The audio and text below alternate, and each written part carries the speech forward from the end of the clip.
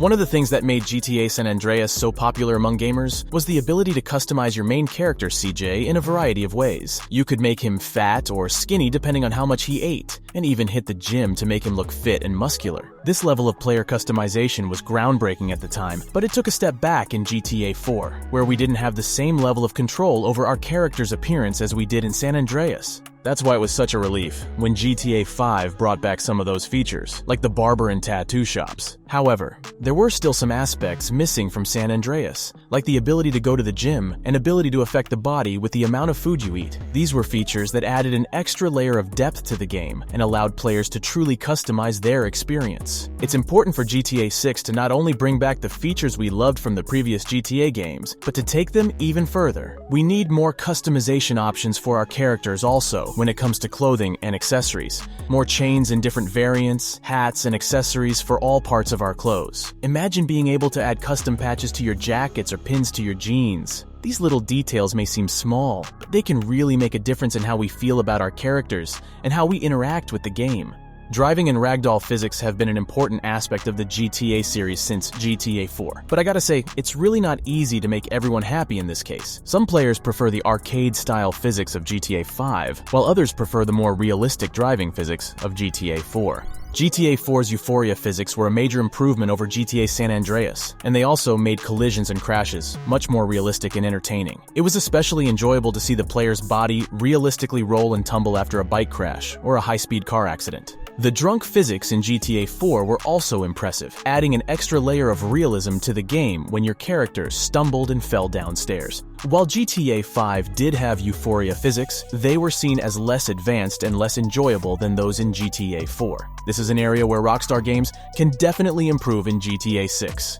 They should strive to find the perfect balance between arcade and realism, giving players a physics system that is both fun and believable. Ragdoll physics, in particular, can add a lot to the game's realism and enjoyment. Seeing your character realistically react to collisions and crashes, or even just tripping over a curb, can add a level of immersion to the game that is hard to achieve with basic physics systems. Vigilante missions have always been a great addition to the GTA series, allowing players to roleplay as a cop and catch criminals while earning money. As far as I know, it was first introduced in GTA 3 and was carried over to Vice City and San Andreas, and then improved upon in GTA 4, where players had access to a police computer in their car, enabling them to find and hunt down the most wanted criminals. It was a great way for players to earn some extra cash and experience a different side of the game. However, in GTA 5, the Vigilante missions weren't available, which was a huge disappointment for me. Over the years, you can see how big a mistake Rockstar made by removing these options. Roleplay is now hugely popular in 5M, the unofficial multiplayer for GTA 5. You can see how much this type of gameplay is missing in the original game. In GTA 6,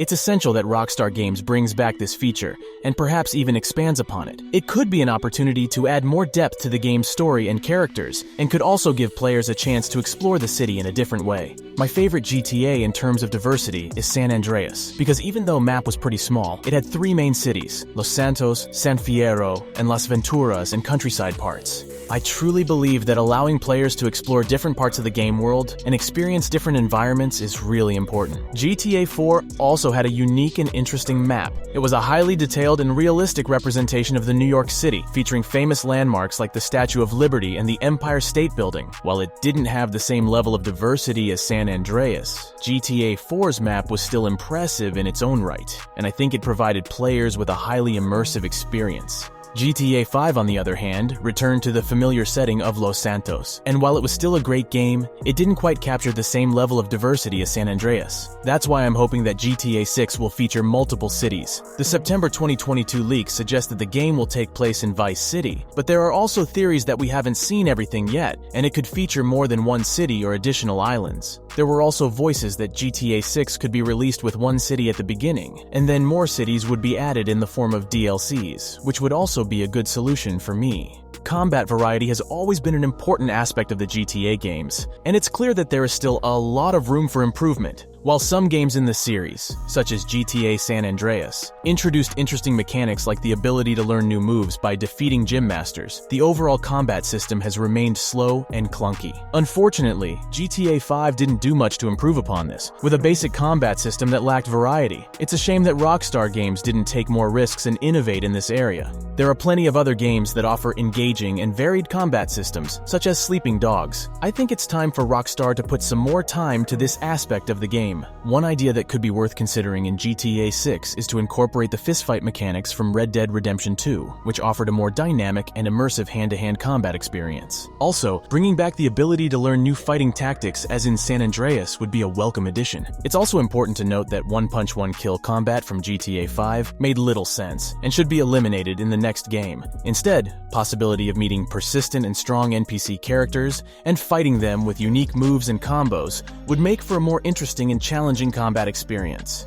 Making vehicles harder to steal is another interesting aspect that can add a new level of realism to the game. In previous GTAs, stealing cars was a simple task, but in GTA 6, Rockstar Games should make it more complex. NPCs should be more aggressive and resistive towards the player stealing their vehicle, making it more challenging for players to just hop in and drive away. A lockpicking system, like the one in Mafia 2, could be implemented, which requires players to finish a mini-game to break the lock of a car before they can use it. Another cool idea, which could be inspired by the mentioned game, would be to add a recognizable license plate system. If players get caught stealing a car, cops may remember their license plate number, which later could lead to a wanted level. To avoid this, players would need to take their stolen vehicle to shady garage mechanics to change their license plate and some other details. The class of the stolen car could also determine the wanted level, with high-end cars attracting more attention from the cops. Same with the stealing difficulty. Cheap family car would be easier to get into, while high-end sports car either won't start at all, or you would instantly got tracked by GPS. Rockstar Games really should make it less viable to steal someone else's vehicle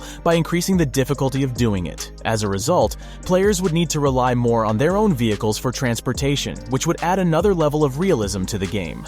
Now something that I think was a big issue in the previous GTAs. Making money was too easy. The game should focus more on realistic criminal activities that you can do in free roam to make a living. This could include running drug cartels, engaging in heists, and participating in illegal street racing to earn cash. One way GTA 6 could make money harder to earn is by implementing a realistic economy system. Prices for items such as cars and weapons should be based on real-world costs, making it harder for players to accumulate wealth. They could also add a realistic tax system, where players need to pay taxes on their legal earnings. Another way to make money harder to earn is to limit the amount of money players can make through simple activities like robbing stores. Instead, players should be incentivized to take on more complex missions that require planning and strategy to complete. We should be forced to grind and put a lot of effort to get decent money, just like in GTA Online. By making money harder to earn, players will have to work harder to achieve their goals, and the game will feel more realistic and immersive. Imagine being able to truly live the life of a criminal in GTA 6. The game could offer a whole new level of realism when it comes to criminal activities. From pickpocketing to gun smuggling, players could engage in a variety of small-scale criminal activities. You could even plan a kidnapping and hide the victim in your secret hideout until you get the ransom. This would not only add a new layer of depth to the gameplay, but also give players the chance to explore different aspects of the criminal world. Of course, there could be consequences to these actions if you get caught, but that's part of the thrill, right? And what about heists? GTA 5's heists were a lot of fun, but imagine being able to plan and execute your own bank or casino heist in GTA 6. You could gather your crew made of NPCs, but with way more advanced AI, get the necessary vehicles and equipment, and pull off the ultimate heist. The possibilities are endless, and the game could offer a whole new level of these activities. The gang system is a highly anticipated feature in GTA 6 that would make a comeback from the GTA San Andreas. In this game, the gang system was a major gameplay mechanic where the player could recruit members of a gang and engage in turf wars against rival gangs. The game had 3 major gangs, Grove Street Families, Balas, and Los Santos Vagos, that controlled different parts of the city. This is definitely something that was missing in GTA 5. For some reason, Rockstar Games didn't add the gang system to the game. despite the presence of Grove Street families, Ballas and Vagos. One reason for this could be the imbalance in gameplay mechanics between the main characters, as Franklin is the only main character in GTA 5 who belongs to a gang, while Michael and Trevor don't belong to any. So the system was dropped completely. Based on the last year leaks, we know that we'll be able to play as two characters, Jason and Lucia. We don't have any confirmation if they are members of any gang or criminal groups, or just work for themselves. But regardless of their affiliations, the gang system would be a very interesting feature and should be extended a step further in comparison to previous GTAs. The gang improvement should also be a thing in GTA 6 to determine each gang's strength, like how much budget they have to gain access to the arms, number of gang members, etc. This will add a sense of progression and accomplishment when players manage to increase their gang's power and influence.